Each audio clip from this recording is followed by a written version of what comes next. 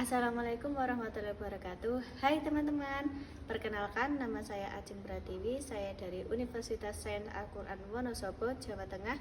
Saya dari Fakultas Ilmu Tarbiyah dan Keguruan dari Prodi Pendidikan Agama Islam kelas 1D. NIM saya 2024010117. Di sini saya akan menjelaskan tentang sejarah perkembangan bahasa Indonesia. Jangan lupa ditonton sampai habis ya teman-teman.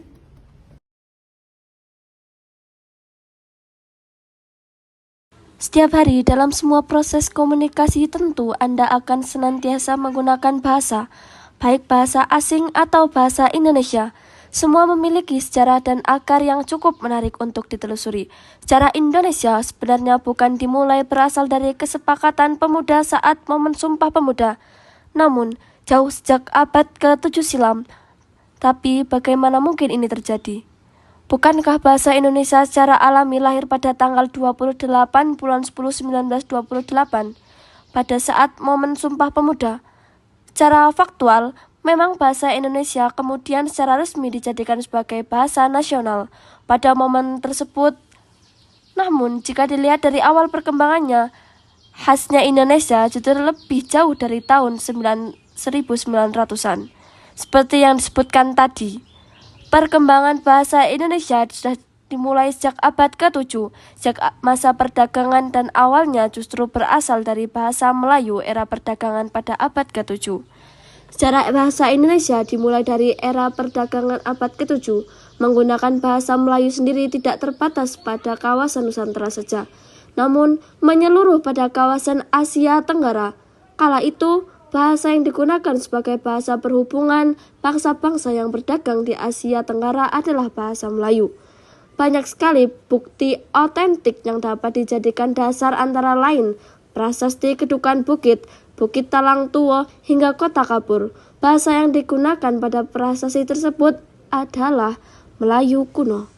Memang prasasti-prasasti tersebut di era perdagangan yang mungkin saja membuka dugaan lain bahwa bahasa Melayu hanya digunakan di area yang dekat dengan area transaksi. Namun, bukti lain juga menyatakan bahasa Melayu juga digunakan di daerah Jawa Tengah, tepatnya prasasti Gandasuli yang juga membahas Melayu kuno. Tidak dapat dipungkiri sejarah bahasa Indonesia jika disimak lebih jauh memiliki warna yang benar-benar beragam.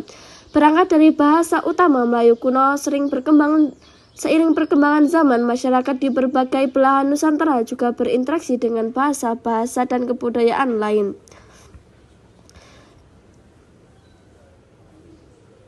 Interaksi ini secara langsung juga berpengaruh pada perkembangan sejarah Indonesia. Kebudayaan yang turut berpengaruh pada sejarah bahasa Indonesia antara lain bahasa Sanskerta, bahasa Arab Persia, hingga bahasa dan kebudayaan bangsa Eropa. Lepas dari bagaimana proses penyerapan dan aktualisasi yang terjadi, nyatanya semua tersebut membawa pada bahasa persatuan yang kini kita gunakan bahasa sehari-hari. Validasi bahasa Indonesia sebagai bahasa persatuan kemudian ditandai dengan peristiwa Sumpah Pemuda pada tahun 1928. Momen ini menyatakan bahasa Indonesia sebagai bahasa persatuan seluruh rakyat Indonesia. Secara nasional, momen lain yang juga mengukuhkan penggunaan dan pengakuan bahasa Indonesia adalah momen proklamasi kemerdekaan pada tahun 1945.